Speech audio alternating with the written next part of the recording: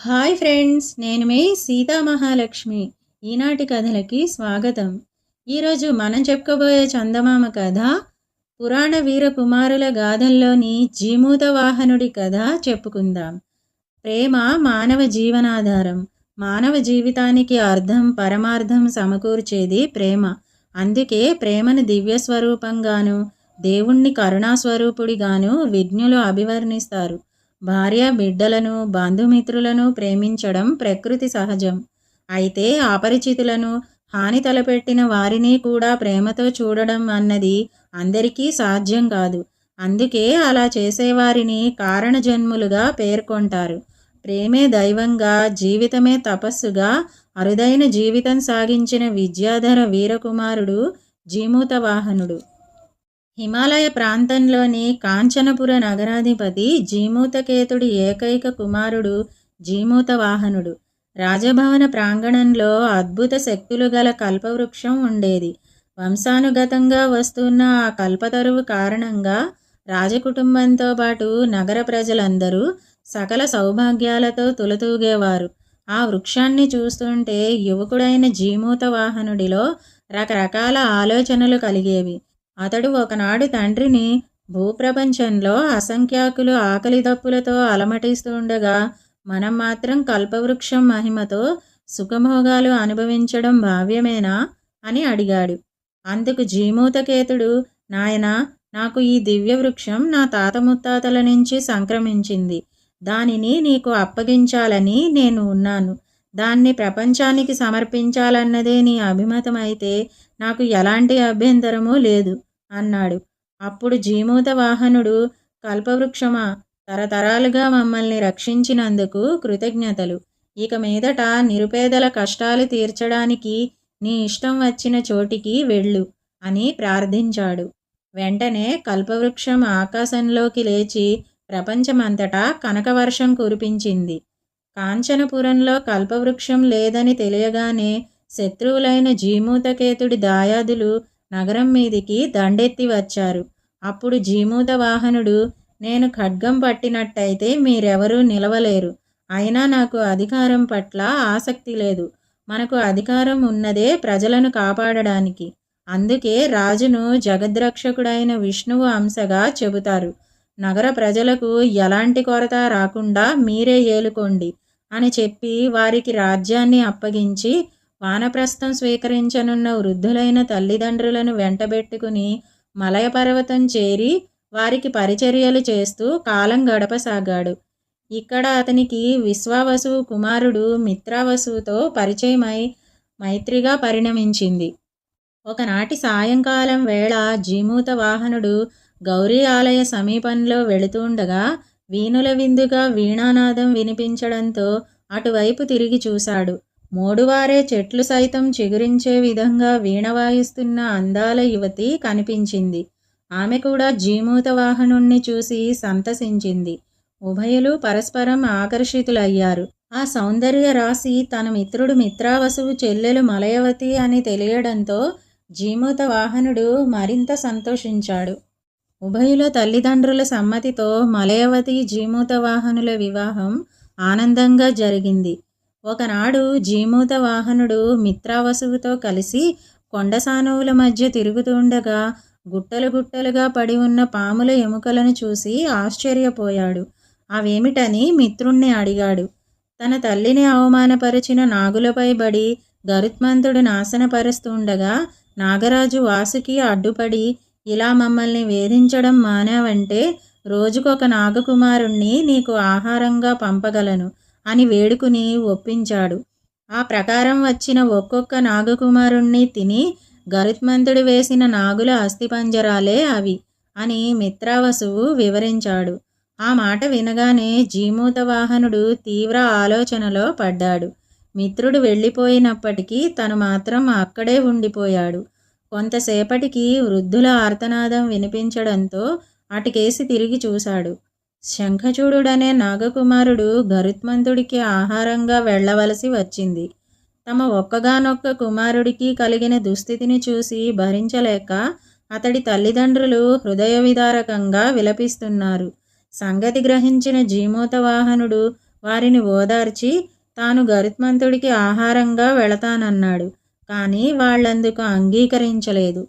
శంఖచూడుడు గోకర్ణేశ్వరుడికి మొక్కి రావడానికి వెళ్లడంతో ఎర్రబట్టలు ధరించి అతనికి బదులుగా జీమూతవాహనుడు వెళ్ళి వజ్రశిలపై పడుకున్నాడు. అంతలో వచ్చిన గరుత్మంతుడు అతడే నాగకుమారుడని భావించి అతన్ని తన్నుకుపోయి చెండుకు తినసాగాడు. ప్రతి జన్మలోనూ ఇలా పరులకు ఉపకారం చేసే బుద్ధిని ప్రసాదించమని భగవంతుణ్ణి ప్రార్థిస్తూ జీమూతవాహనుడు కళ్ళు మూసుకున్నాడు. అంతలో వజ్రశిల వద్దకు తిరిగి వచ్చిన శంఖచూడుడు, వద్దు వద్దు, అతన్ని తినవద్దు, అతడు నాగకుమారుడు కాడు, నేను నాగకుమారుణ్ణి అని గరుత్మంతుణ్ణి వారించాడు. జరిగిన పొరపాటు గ్రహించి గరుత్మంతుడు దిగ్భ్రాంతి చెందాడు.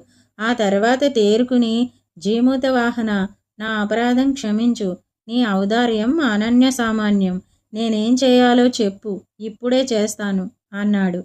ఈ క్షణం నుంచి నాగుల పట్ల వైరం విడిచిపెట్టు, ఇన్నాళ్ళు చంపిన నాగులందరినీ మళ్ళీ ఎలాగైనా బతికించు అని వేడుకున్నాడు జీమూతవాహనుడు. గరుత్మంతుడు మరి క్షణమే ఇంద్రలోకానికి వెళ్ళి ఇంద్రుణ్ణి అర్థించి అమృతం తెచ్చి ఎముకల పోగుపై చిలకరించాడు. మరణించిన నాగులందరూ పునర్జీవితులయ్యారు. జీమూతవాహనుడు మునుపటి కన్నా అధిక తేజస్సుతో లేచి నిలబడ్డాడు. సంగతి తెలిసి అక్కడికి వచ్చిన తన తల్లిదండ్రులు, భార్య మలయవతి, ఆమె తల్లిదండ్రులు, మిత్రులను చూసి జీమూతవాహనుడు సంతోషించాడు. మలయవతి గౌరీమాతకు మనసారా కృతజ్ఞతలు తెలియజేసింది.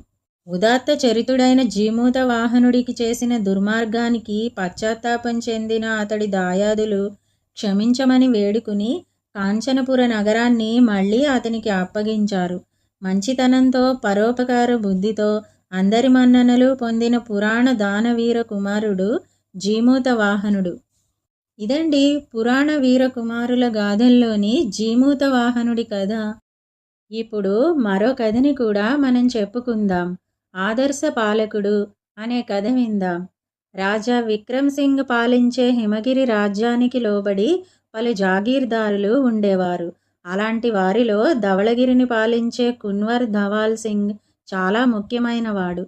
ప్రజల సంక్షేమం పట్ల చాలా శ్రద్ధ కనబరిచే ధర్మపాలకుడిగా ఆయన పేరుగాంచాడు.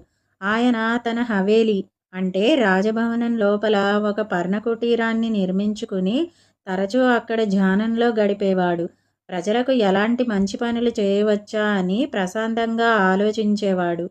తన జాగీరులో ఏదైనా నేరం కానీ దుశ్చర్య కానీ జరిగిందంటే నేరస్తుణ్ణి శిక్షించడం కన్నా వాడా నేరానికి పాల్పడ్డానికి గల మూల కారణాలను తెలుసుకుని వాటిని సరిదిద్దడానికి ప్రయత్నించేవాడు. నేరాలు జరగడానికి తన పరిపాలనా లోపమే ప్రధాన కారణమని భావించేవాడు. అలాంటి నేరాలు మళ్ళీ జరగకుండా కట్టుదిట్టంగా పాలనా విధానాలను రూపొందించేవాడు. ఒకనాటి రాత్రివేళ ఆయన ధ్యానం ముగించి కుటీరం ఎదుట కూర్చుని ఉండగా ప్రధాన భవనంలో ఏదో అలికిడి వినిపించింది. ఎవరో భవనంలో ప్రవేశించినట్టు గ్రహించాడు. కానీ కూర్చున్న చోటు నుంచి ఆయన లేవలేదు. ఆయన ఊహించినట్టే ఒక దొంగ చప్పుడు కాకుండా భవనంలో జొరబడ్డాడు. అందరూ గాఢ నిద్రలో కనిపించారు. గదులన్నీ గాలించాడు గాని ఒక్క విలువైన వస్తువు కూడా వాడి కంటబడలేదు. ఆఖరికి అందంగా అలంకరించబడ్డ ఒక చెప్పుల జత కనిపించడంతో వాటినెత్తుకొని లోపలికి వచ్చినట్టే చప్పుడు కాకుండా వెళ్ళిపోయాడు. తెల్లవారాక తన చెప్పుల జత ఒకటి కనిపించకపోవడం గమనించిన ధవాల్ సింగ్ ఆ విషయం గురించి ఎవరికీ చెప్పలేదు. అప్పటికి ఆ సంఘటన గురించి మరిచిపోయాడు కూడా. ప్రజల బాగోగులను ప్రత్యక్షంగా తెలుసుకోవడానికి తరచూ మారువేషంలో తిరగడం ధవాల్ సింగ్ అలవాటు. ముఖ్యంగా దుకాణాలుండే ప్రాంతాలలో తిరుగుతూ వర్తకుల వ్యాపార పద్ధతులను, ప్రజల స్థితిగతులను, పన్నులు వసూలు చేయడంలో తమ అధికారులు అనుసరించే పద్ధతులను రహస్యంగా ఆయన గమనించేవాడు. అలా ఆ రోజు ఆయన మారువేషంలో సంత వీధిలో వెళుతుండగా ఇద్దరు వ్యక్తులు గట్టిగా వాదులాడుకోవడం గమనించాడు. ఒక వ్యక్తి చేతిలో అందమైన చెప్పుల జత కనిపించింది. ధవాల్ సింగ్ వాళ్లను సమీపించి, ఏమిటి సంగతి, ఎందుకలా వాదులాడుకుంటున్నారు అని అడిగాడు. ఆ ఇద్దరిలో ఒకడు, ఇతడు ఈ చెప్పుల జతను అమ్ముతానంటున్నాడు. నాకు వాటిని కొనుక్కోవాలని ఉన్నది. అయితే అది దొంగ సొమ్ము కాదని నేను రూఢిగా తెలుసుకోవాలి కదా. అందువల్ల ఆ చెప్పులు అతనివే అని చెప్పడానికి ఎవరినైనా సాక్ష్యం తీసుకురమ్మంటున్నాను. అతడు తేలేనంటున్నాడు అన్నాడు. ధవాల్ సింగ్ ఆ చెప్పుల జతను పరిశీలనగా చూశాడు. అవి హవేలీలో కనిపించకుండా పోయిన తన చెప్పులే అని వెంటనే గుర్తించాడు. కొంతసేపు మౌనంగా ఆలోచించాడు. ఆ దొంగ ఎంతటి డబ్బు అవసరంలో ఉన్నాడో కదా అని యోచించి తల పంకించి వాటిని బేరమాడుతున్న వ్యక్తితో, అయ్యా, ఆ చెప్పులు అతనివే.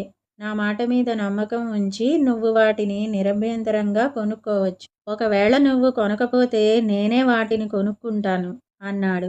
ఆ మాటతో అతడా చెప్పులను కొనుక్కున్నాడు. కొన్ని రోజులు గడిచాక దొంగకు ఆ చెప్పులు తనవే అని చెప్పిన పెద్ద మనిషి ధవాల్ సింగ్ అన్న విషయం తెలిసి రావడంతో దిగ్భ్రాంతి చెందాడు. సిగ్గుతో కుంచించుకుపోయాడు. రాజభవనానికి పరిగెత్తిపోయి ధవాల్ సింగ్ కాళ్లపై పడి, క్షమించండి ప్రభు, తమ వద్దే నేరానికి పాల్పడ్డ నన్ను శిక్షించకుండా వదిలేశారు. ఈ జన్మలో ఇక దొంగతనాల జోలికి పోను అన్నాడు కన్నీరు కారుస్తూ. ధవాల్ సింగ్ వాణ్ణి లేవనెత్తి, నువ్వు తప్పును గ్రహించినందుకు చాలా సంతోషం. అయినా ఎవరైనా నేరానికి పాల్పడ్డారంటే అది నా పరిపాలనా లోపాన్నే సూచిస్తుంది. దొంగతనం చేసేలా నిన్ను పురుకొల్పినవి పరిస్థితులు. వాటిని చక్కదిద్దలేని నా పాలనా విధానం. ఇకపై నా పాలనలో ఎవరికీ ఎలాంటి కొరత రాకుండా జాగ్రత్త పడతాను అంటూ ఓదార్చాడు. ఇకపై ఎవరికీ ఎలాంటి హాని తలపెట్టకూడదన్న దృఢ నిర్ణయం నిండిన ఆ మనిషి కళ్ళల్లోని కొత్త వెలుగును చూసి ధవాల్ సింగ్ చాలా సంతోషించాడు. ఇదండి ఆదర్శ పాలకుడు అనే కథ. ఈ 2 కథలు గనక మీకు నచ్చినట్టయితే లైక్, షేర్, కామెంట్ చేయండి. మరిన్ని మంచి కథల కోసం మా ఛానల్ను సబ్స్క్రైబ్ చేసుకోండి. మళ్ళీ మరొక మంచి కథతో కలుసుకుందాం.